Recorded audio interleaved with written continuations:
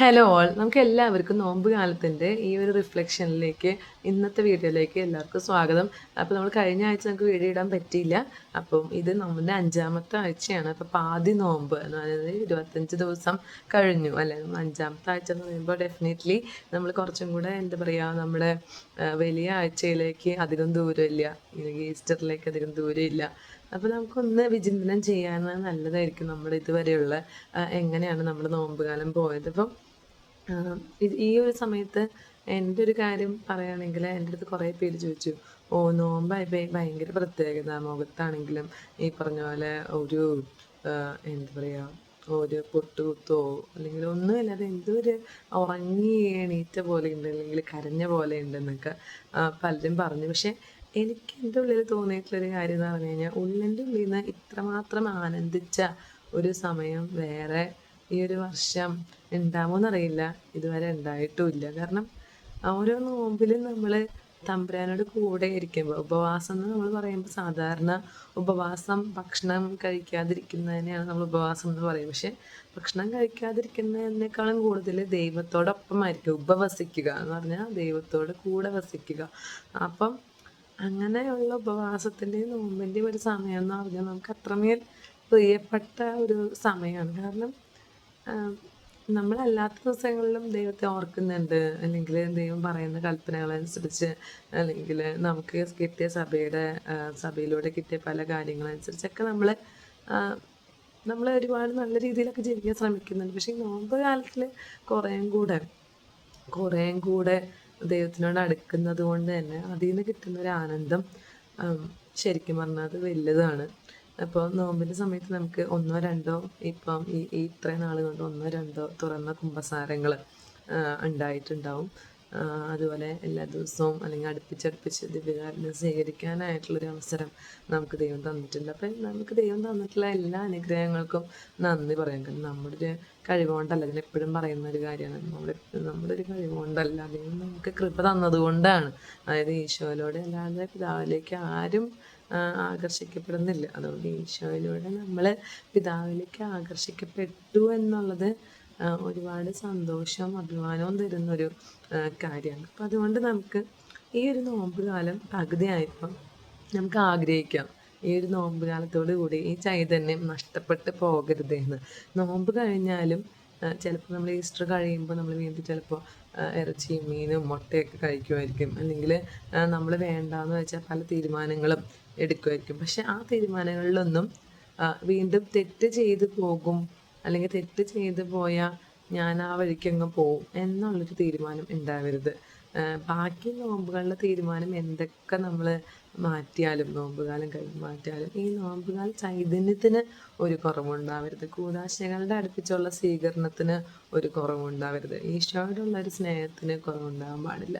അതുപോലെ ക്ഷമയും സഹനശക്തിയും ഒക്കെ നമുക്ക് ഈ സമയത്ത് നമുക്ക് കുറേയും കൂടെ നമ്മൾ അഭ്യസിക്കുന്നവരാണ് നമ്മുടെ ജീവിതത്തിൽ, അല്ലേ. ഇപ്പം പണ്ടും നമ്മുടെ ജീവിതത്തിൽ പല സാഹചര്യങ്ങളും നമ്മൾ പൊട്ടിത്തെറിക്കുന്നുണ്ടായിരിക്കും, നമ്മൾ ദേഷ്യപ്പെടുന്നുണ്ടായിരിക്കും, പലതും ചെയ്യുന്നുണ്ട്. അപ്പോൾ നോമ്പുകാലം ആയതുകൊണ്ട് നമ്മൾ ശരിക്കും സാരമില്ല, നമ്മൾ വിട്ട് കളയാം, അല്ലേ. നമ്മൾ എന്തൊക്കെയാണെങ്കിലും പോട്ടെ എന്ന് വിചാരിച്ച് പല കാര്യങ്ങളും നമ്മൾ പോട്ടെ എന്ന് വിചാരിച്ചിട്ട് നമ്മൾ വിട്ട് കളയുന്ന കാര്യങ്ങൾ, അത് ബാക്കി ചെയ്തത് കൂടുതൽ വേഴ്സ് ആവാതിരിക്കാൻ വേണ്ടി നമ്മൾ ചിലപ്പോൾ ഒരു മൗനം പാലിക്കുന്നതാകാം.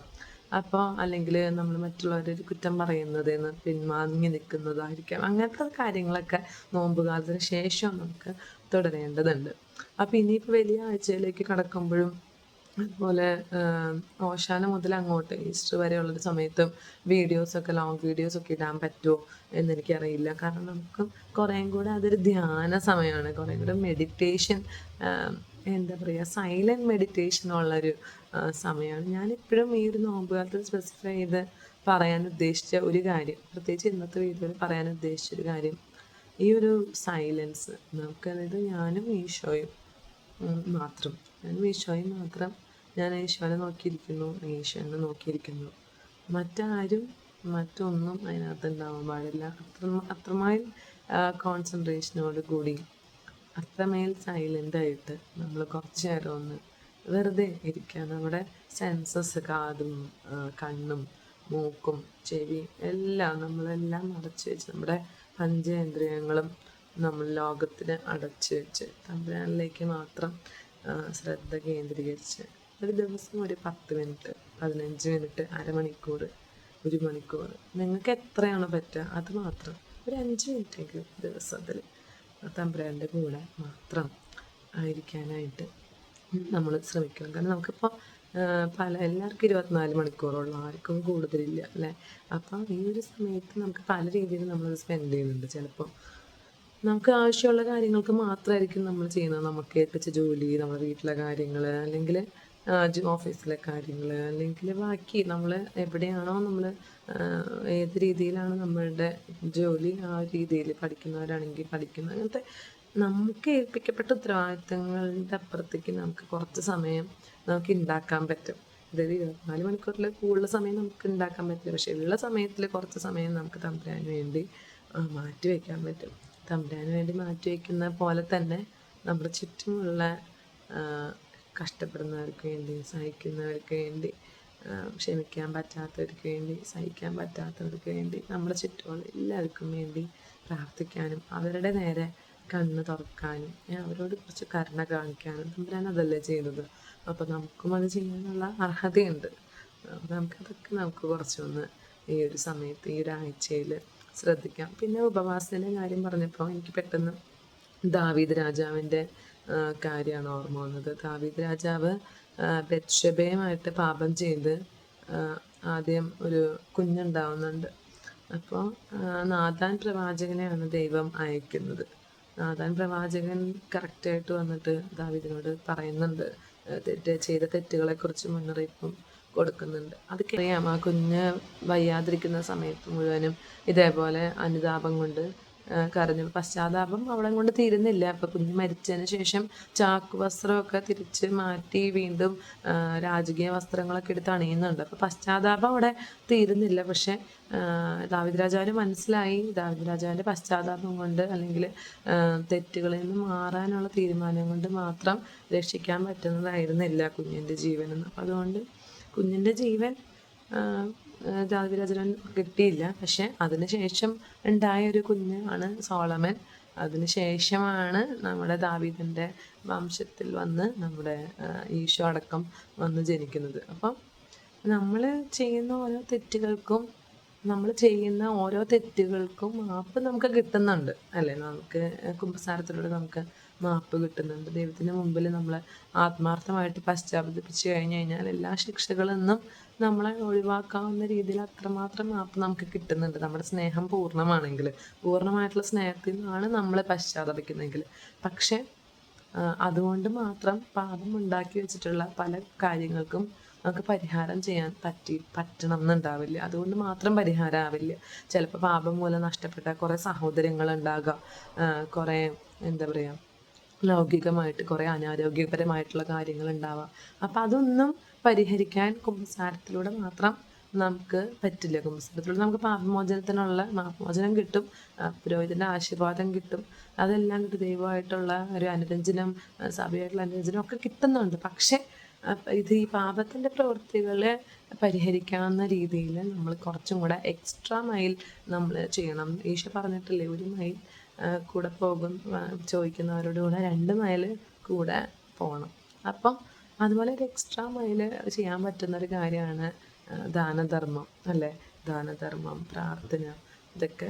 അതുപോലെ നമ്മൾ എക്സ്ട്രാ പരിഹാര പ്രവൃത്തികൾ, നമുക്ക് ഓരോരുത്തർക്കും ദൈവം വിവേകവും വിവേചന ശക്തിയൊക്കെ തന്നിട്ടുണ്ട്. അപ്പം നമുക്ക് തന്നെ തീരുമാനിക്കാം എന്താണ് എനിക്ക് എക്സ്ട്രാ ചെയ്യാൻ പറ്റുക, എന്ത് ചെയ്താലാണ് എനിക്ക് എൻ്റെ പാപപരിഹാരമായിട്ട് ഞാൻ എന്ത് ചെയ്യണം. പണ്ടൊക്കെ പാപപരിഹാരത്തിന് വേണ്ടിയിട്ടാണ് ഓരോ ബലികളൊക്കെ അർപ്പിക്കപ്പെട്ടത്. ഇപ്പോൾ ഈശോയുടെ കാലം വരെ പാപപരിഹാരത്തിനായിട്ടാണ് മറ്റേ കുഞ്ഞാടിനെയൊക്കെ, 1 വയസ്സിന് താഴെയുള്ളവർക്ക് കുറേ നിയമങ്ങളുണ്ട്. അങ്ങനെ ഒരു കുഞ്ഞാടിനെ കൊല്ലുന്നതും അതിൻ്റെ രക്തം ചിന്തുന്നതും വഴിയായിരുന്നു അവർക്ക് പാപമോചനം സാധ്യമായിരുന്നെന്നാണ് നമ്മൾ വിശ്വസിക്കുന്നത്. പക്ഷേ ഈശോയുടെ കാലം തൊട്ട് പിന്നെ നമുക്ക് അങ്ങനെ ഒരു പഴയ നിയമത്തിൽ പറയുന്ന പോലെയുള്ളൊരു പാപപരിഹാര ബലി ആവശ്യമില്ല. കാരണം ഈശോ തന്നെ അവസാനത്തുള്ളി രക്തം വരെ ചിന്തി നമ്മളെ രക്ഷിച്ചതാണ് ഒറ്റൊരു ബലിയിലൂടെ, കുരിശിൻ്റെ ഒറ്റൊരു ബലിയിലൂടെ. അപ്പം ആ ഒരു ബലിയെക്കുറിച്ച് ഓർക്കാനും ഈശോയുടെ സ്നേഹത്തെക്കുറിച്ച് ഓർക്കാനും ഒക്കെ നമുക്കൊരു സൈലൻറ്റ് മെഡിറ്റേഷൻ നമുക്ക് വളരെ അത്യാവശ്യമാണ്. അപ്പം ഇനിയൊരു ലോങ് വീഡിയോ എപ്പോഴാണ്